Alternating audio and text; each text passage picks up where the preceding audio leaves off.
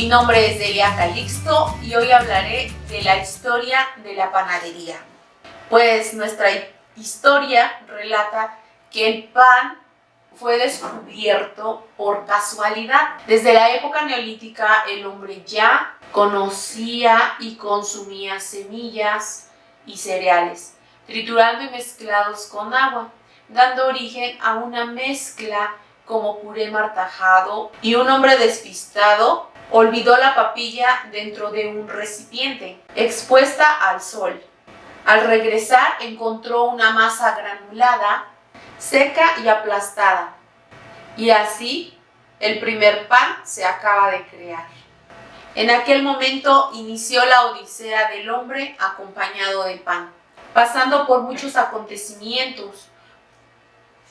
Conforme el paso del tiempo fue y sigue siendo parte de la vida y cultura general del hombre, siendo un alimento básico de la humanidad. El pan ha tenido diversos recorridos a través de las civilizaciones, empezando por los egipcios y hasta la actualidad. Este ha sufrido cambios. Egipto tenía tierras muy fértiles, gracias al río Nilo que irrigaban los cultivos de cereales, siendo el trigo su principal cereal. Hay datos por los que se sabe que en el siglo IV Egipto reafirmó técnicas de panificación y crearon el primer horno para hacer pan en el año 4000 a.C. Según historiadores, los egipcios comenzaron con la práctica de consumir una hogaza de trigo en cada comida. Aunque de acuerdo con las últimas investigaciones, el horno para panificación tiene aproximadamente 7800 años antes de Cristo. De hecho, en Asia Menor, en Textatal-Uyuk, se ha encontrado un horno que parte del año 5900 a.C. El principal alimento de los egipcios era pan y cebolla, dando motivo al dicho de contigo pan y cebolla. La panificación evolucionó progresivamente al descubrir la fermentación y consigo el pan fermentado y pan ácido, o sea, sin levadura. Con el Código de Hammurabi, en el año 2000 a.C., habla de la cerveza comible y el pan vendible, relacionado cebada y cerveza para la elaboración del pan de cerveza. Sin embargo, el mayor tiempo era dedicado al cultivo de trigo porque la cebada no fermentaba igual. En Grecia, Carlos Fernández de Carreto nos dice que se utiliza el pan para rituales de origen divino. Con el lapso del tiempo, fue el sustento popular, insignia de la comida por excelencia, y el pan ácimo era considerado una exquisitez. Los griegos sin duda fueron los precursores de la pastelería, pues en el siglo III a.C. hacían arte con el pan, utilizando distintas formas y texturas, utilizando diferentes tipos de masas panaderas, empleando diversos cereales, tales como el trigo, la cebada, el centeno e incluso la harina de arroz, añadiendo a sus masas cereales, frutos secos, miel y aceites. Para el pueblo romano era inalcanzable comer pan, solo lo consumían los señores pudientes. En el año 30 a.C., durante el reinado de Augusto, ya se conocían 300 panaderías dirigidas por expertos griegos para lograr la perfecta elaboración y cocción del pan. El precio era totalmente regulado por los magistrados, tanto en peso como en costo.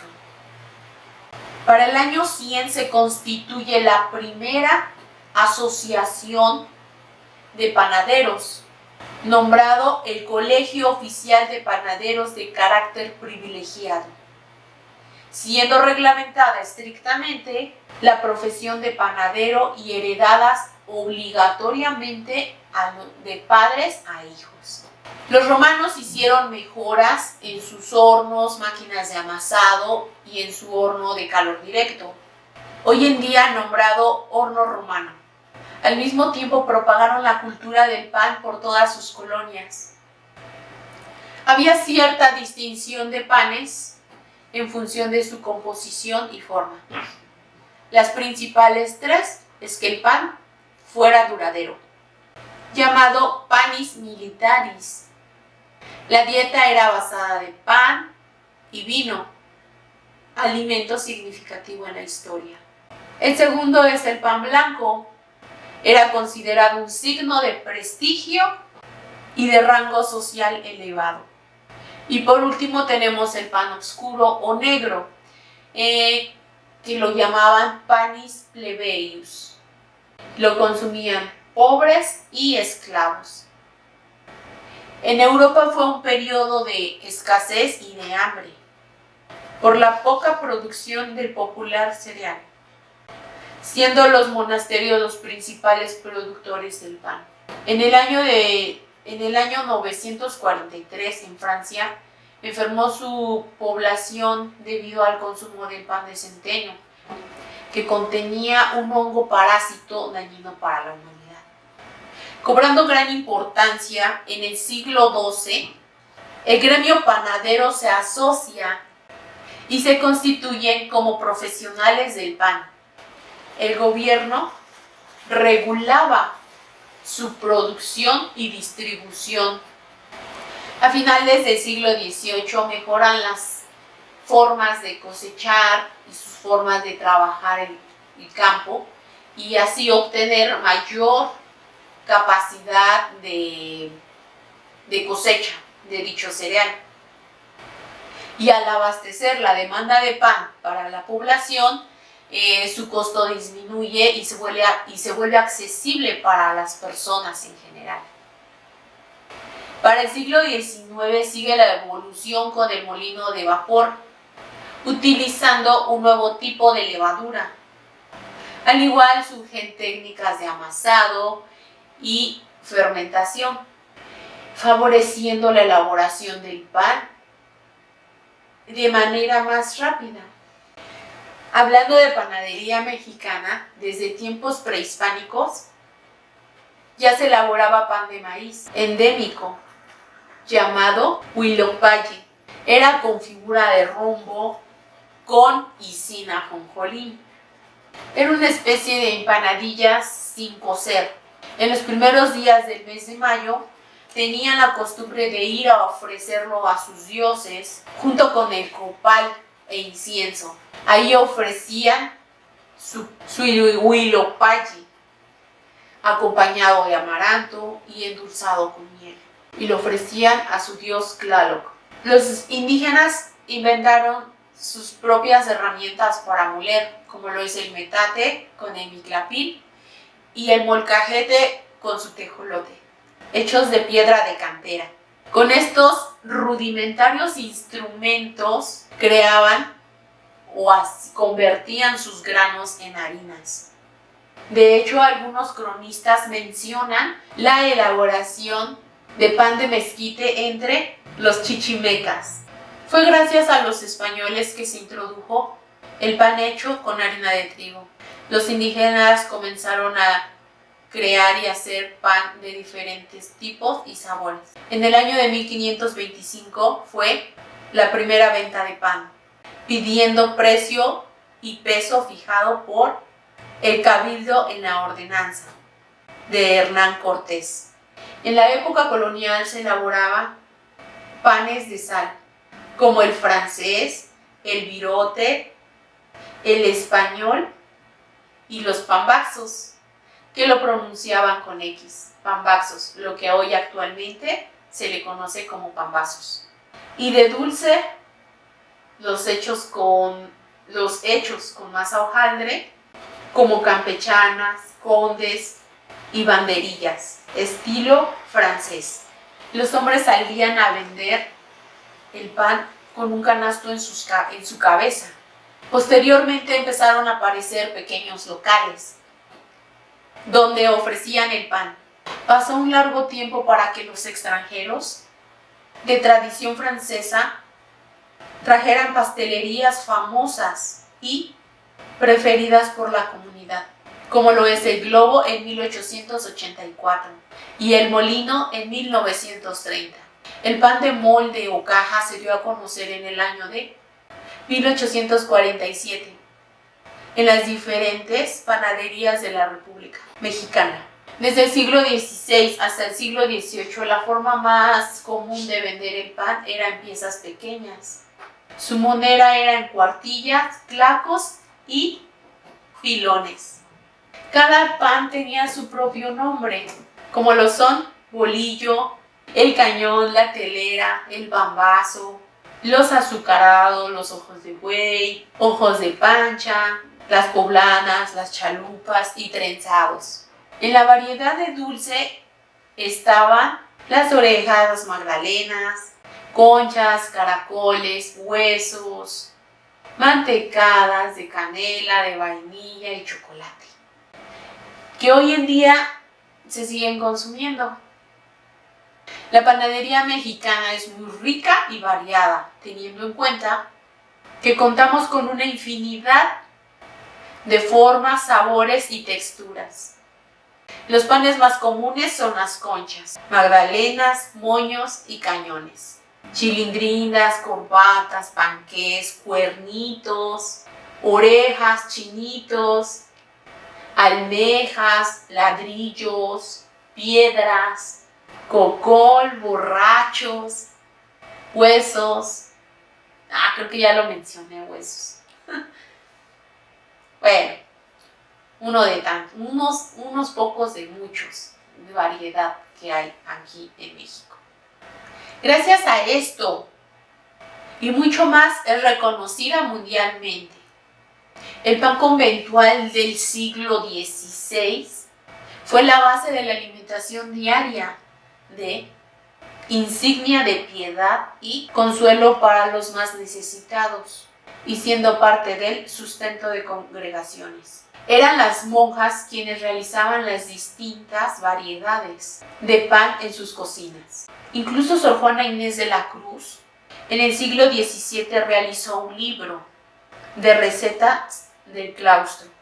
En otros conventos descubrieron recetas de bizcochos, tostadas, marquesotas, marquesote de rosca, rosquillas de almendra, crujientes polvorones, puchas en forma de conchas con sabor a anís. Hoy en día un pan tradicional en toda la República Mexicana es el pan de pulque, que se realiza con una mezcla de harina de trigo, manteca de vegetal, azúcar, huevo, levadura y por supuesto el tradicional pulque, que como sabemos fue y es considerado la bebida sagrada de los dioses aztecas. Otro pan tradicional que es reconocido aquí en México es la rosca de Reyes, procedente de los romanos, rellena de nata y adornada con até, pasas y nueces. También nos encontramos con el pan de muerto, el que normalmente se hace en la última semana de octubre para recibir a nuestros fieles difuntos en 1 y 2 de noviembre. Hay distintas formas de hacer el pan, todo depende de las regiones de México, al igual que se le conoce con diferente nombre. Como último dato de la panadería mexicana, a lo que ahora le llamamos pambazo, que lo escribían con doble S, pambazo, que actualmente lo pronunciamos como pambazo con Z, significaba pan bajo, era un pan para pobres, considerado y siendo el pan más antiguo. Cambiando de panadería, ahora nos vamos a la panadería europea. En la Edad Media, los cultivos bases de Europa eran trigo, centeno y el de cebada. El pan blanco en esa época seguía siendo prestigio de la alta sociedad, solo accesible para clases pudientes, para clases ricas. El pan llegó a Europa gracias a los intercambios comerciales entre egipcios y griegos en el año 250 a.C., logrando obtener 81 variedades regionales, sin contar el abanico de productos especiales, extendiéndose rápidamente por todo el imperio. Europa se destacó mundialmente por la fabricación de pan, utilizando mejoras en la panificación, ya que tenía la misma importancia consumir pan, queso y vino, pues era un lugar donde ser panadero era un oficio de prestigio. Hablando de pan francés, los tradicionales son la hogaza y la baguette. Dentro de sus variedades más clásicas encontramos el pan blanco, que se presenta en forma de barra, las delgadas o flutes. Su pan solo se conserva fresco durante aproximadamente 4 horas. Y la masa más antigua de Francia es el pie francés o pâté fermenté. Es una masa madre utilizada en cualquier pan, aportando un delicioso sabor. Actualmente en Alemania cada vez son menos las panaderías que lo elaboran de la manera tradicional. Se destaca por su calidad crocante y fresca del baguette. Para su elaboración normalmente se usa harina proveniente de trigos franceses. Los alemanes combinan las harinas de centeno y trigo para dar forma a sus panes tradicionales. Internacionalmente existe una extensa variedad de pan, tales como el negro, pumpernickel, el mischrobot, que es una mezcla de harinas de trigo y centeno. Por otro lado tenemos el Buongiorno, que es un pan integral. Generalmente tiene las semillas superpuestas en su corteza. Se dice que el pan llegó a España por los celtíberos en el siglo III a.C. Su extensión de cultivo era suficiente para su población, siendo el alimento base en su dieta, teniendo la costumbre de cada uno hacer su propio pan, poniendo una marca específica para diferenciar su pan a la hora de cocer, puesto que eran hornos públicos donde llegaban las familias con sus tablas, sus tablones con pan, llegaban a hornear, entonces tenían que marcar su pan para diferenciar uno de otro. En esa época se conocían dos panes, era el pan blanco y el pan rojo. El pan rojo era un pan tosco, formado con harina y salvado. En el siglo XIV, la Hermandad de Panaderos Españoles regula las primeras leyes de la panificación. Para el siglo XV se convierte en corporación de oficio, manteniéndose hasta el siglo XIX. Comenzaron a utilizar la levadura fresca compacta para mejorar y alargar la vida del pan. A base de este proceso nacen las levaduras instantáneas. El pan conocido como croissant es de origen austriaco y en América Latina se le conoce como cuernitos, hechos con masa hojaldre, levadura y mantequilla. En los países de Ucrania, Rusia y Polonia tienen un gran simbolismo en sus festividades, el tradicional pan korobay. Bien, tomemos en cuenta lo que es panadería nutrimental. Si hay un alimento que se considera básico, ese es el pan. Y es que su historia y de la alimentación humana avanza en paralelo, pues tiene que ver con el uso de cereales. Junto al vino y el aceite son los primeros alimentos procesados de la historia. Se dice que Nuestro sistema digestivo no puede procesar los cereales. No hay evidencia del momento preciso en que el ser humano comenzó a amasar la harina.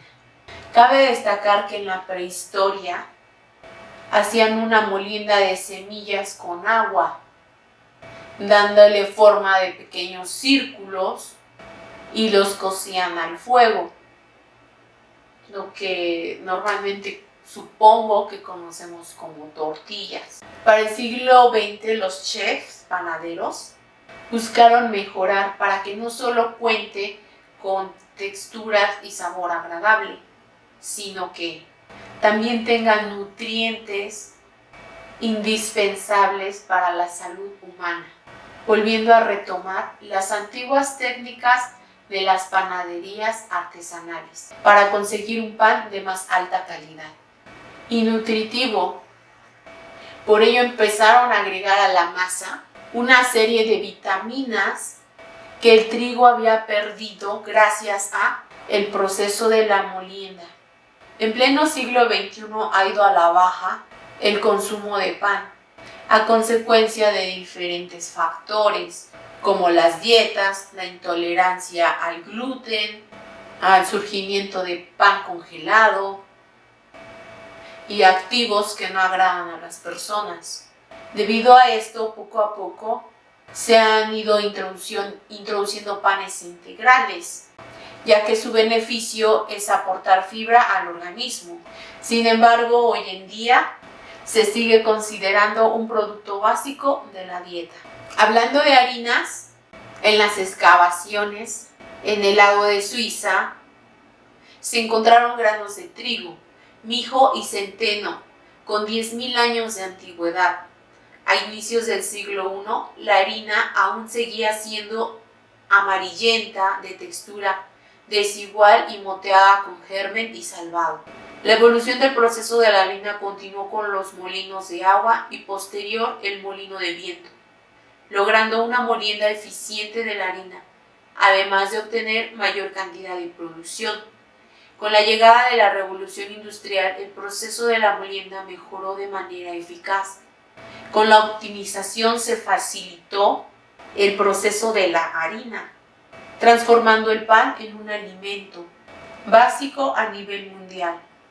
Con la diversificación de las culturas, permitió la mezcla de distintos tipos de harina y recetas en diferentes partes del mundo. Fue hasta el siglo XIX cuando el inventor Edmund Lacroix utilizó un purificador para quitar las impurezas grandes y así logró obtener una harina blanca y suave. Aunado a esto, la demanda de harina integral sigue en incremento por sus beneficios nutritivos. Actualmente en el mercado de la harina está en constante innovación, logrando satisfacer las necesidades y preferencias de los consumidores con productos saludables y sostenibles, como lo son harinas integrales, orgánicas y de especialidad. Existen 3 tipos de granos de trigo. Uno es el trigo Red File, Maquis y Selkin. Y los principales productores son de América del Norte, en las grandes llanuras de Estados Unidos y Canadá.